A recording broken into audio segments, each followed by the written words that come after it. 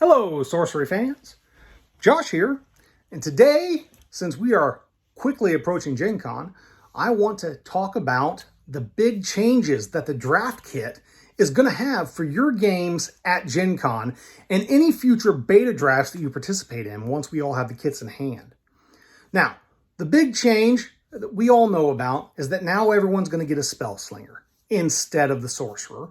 And in addition, instead of being able to just use whatever of the original beta ordinary sites that we could use, now we're going to be using the 4 new sites: Spire, Valley, Stream, and Wasteland, which only provide Threshold and mana.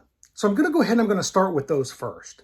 Now, right off the bat, the advantages that were provided by a desert or a tower or a village or a river, they weren't huge, but they did matter. They could give you that 1 ping of damage that you needed, or that 1 extra mana that you needed. So to lose that is really, it's rough. But on the other hand, it really improves the draft experience. I found in participating in drafts for Sorcery, which I haven't done a ton, but I have done some, that when you get to those last 3 cards, when you get to that end, it's like, we're just picking trash, which is the case with every draft. That does happen. But the nice thing, by now making drafting of the ordinary sites matter, there's no reason not to take a desert as the there's only 3 cards left. One of them's a desert. You're playing fire. Take the desert. In fact, I honestly think that you may actually be counter drafting sites when we get to the bottom of the barrel of a pack, right? Because your opponents are going to want them just as much as you do. Even if you're not playing air, why would you let a tower go by when the last of the pack is pretty much bleh? You can take that tower. Take that tower away from your opponent. So I think that that's a really important thing. And I think that it really improves the draft experience overall and adds a new layer that we just haven't had.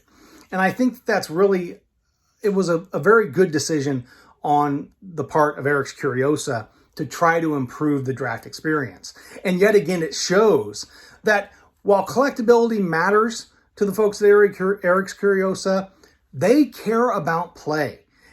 The dust reward system designed for play. And now we have a significant improvement over in the draft format related to the sites.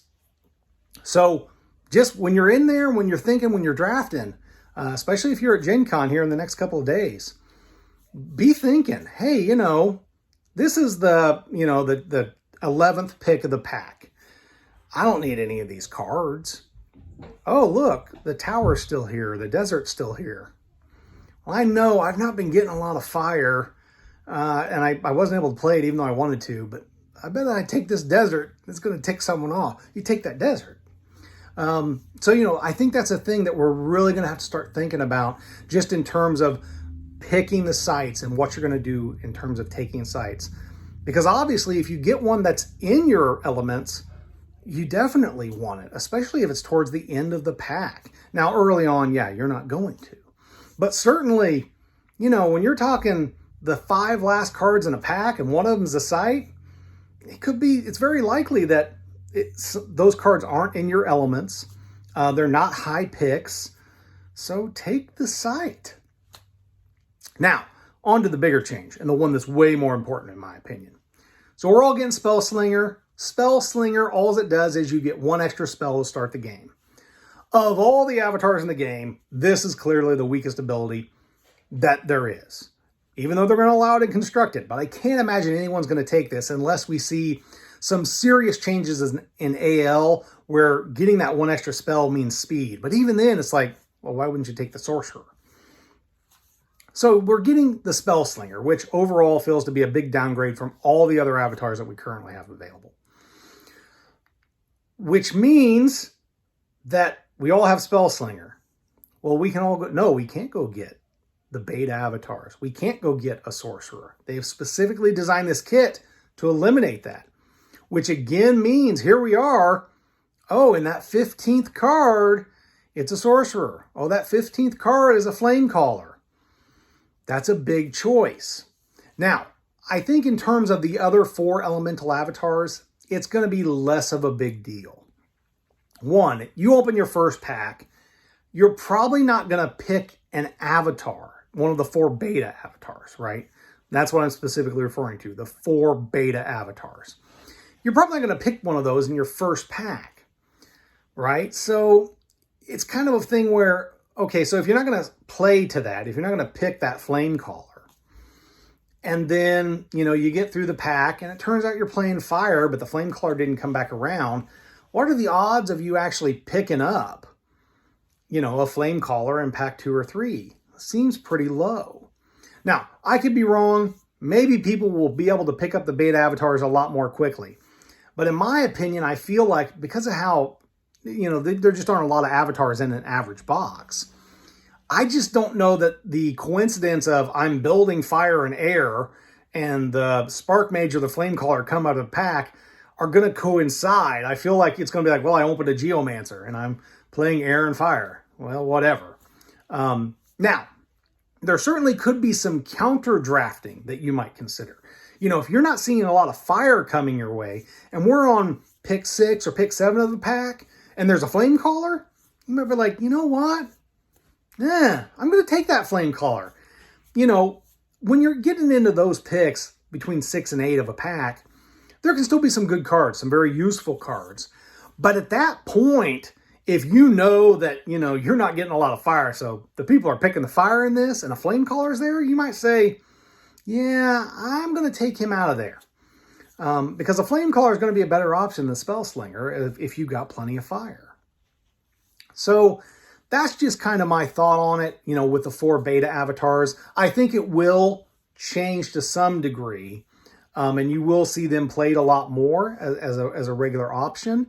But I think because of the syncing up, when the card is available versus what you're building, I think it won't be as common as some folks are thinking. Now, could be completely wrong, just my thought. But let's get to the most important one, Sorcerer. If you open a Sorcerer, you're taking it. Sorcerer provides the best card advantage in the game. You have to take that card if you are playing, and playing to win. If you're just playing for fun, fine. If it's a regular draft and the prizes aren't that great, fine, let someone else have it. But if you're playing to win, you want to be competitive, you can't let a Sorcerer go. And that's when it really comes down to what I think is a huge issue. Pack 1, you're in a draft. Prizes, let's say, are substantial. You're playing in a bigger event. Maybe not something on the level of Sorcery Con or the Spring Social and the Courtesan Cup. But, let's say this is a local tournament where, there's a prize of, say, $1,000 or something worth that, Okay, you open your first pack. Philosopher's Stone and a Sorcerer. What do you take? That's tough. If you're in it for the money, if you don't care about trying to win that $1,000 prize, where are you going to take the stone because of the financial value, probably? Not to mention, extremely useful card. But you're going to build a 25-card deck. Are you really going to see that stone every game? Whereas with that Sorcerer, he's out there every game, and you can tap him to draw a spell. That's a huge deal. That card advantage, especially in a limited format where card advantage is going to now be coming at a very, you're not going to see a lot of it. Not like back in the day where we could all play Sorcerer. No. That type of card advantage, reliable, consistent card advantage, that's just not really something that's really afforded to you in the game unless you're lucky enough to draft that Sorcerer. So, in my opinion, if I'm playing in a high-level tournament, which I won't, I prefer to judge just so everyone knows, but if I was, and my first pack is a stone and a Sorcerer, I'm probably taking the Sorcerer. That just sounds crazy to me, in terms of the financial side of it. But if you're talking about a big prize and you're a strong player and you like to be competitive, which some of you might not, but some of you are, you're going to want to take that Sorcerer, which is a crazy thing to say. Now, okay, if you open a foil Philosopher's Stone, you'll probably pass. But, open a regular Philosopher's Stone and a Sorcerer, pack one, you got to take the Sorcerer. Which that is how far we have come now with this new draft kit. That it is going to so fundamentally change drafting strategy. And obviously Sorcery is still a very new game. A lot of people haven't been able to participate in limited events yet. But I think it's neat to see that, to actually see how this kit came out and it is going to totally change the way we draft. And most importantly, in my opinion, this again shows that Eric's Curiosa is dedicated to making Sorcery a card game that we play. They want play. They're not just building some game for collectors or anything like that. They want the game to be played. They want you to enjoy it. We have the Dust Rewards program, clearly designed for play. That is what that whole system is about. Yeah, we all opened our boxes and we got our 100 dust, but if you want a lot of dust, you got to play, and you got to play in a lot of events. So now here we go. We have another upgrade. Draft kit fundamentally changes the way limited play is done. So there it is. They want you to play. They want to make play competitive to some degree. Yes, still enjoy it. Still love the game. I don't want to go back to a place where playing in a competitive format is not fun. I don't want to be there. But it's nice to see yet again another step by Eric's Curiosa to come in and say, you know what? Let's up the level and skill for the limited format, for play. I think that's awesome. Now, I could end up being wrong. Those are my thoughts. It is what it is. But looking forward to Gen Con. Hope I get to see a lot of you there. I will be out at Lucas Oil Stadium, which is where all the sorcery events are. I'm going to be there quite a bit. So look for me, say hello. I've met a lot of you already, but always happy to meet more people. And see you then.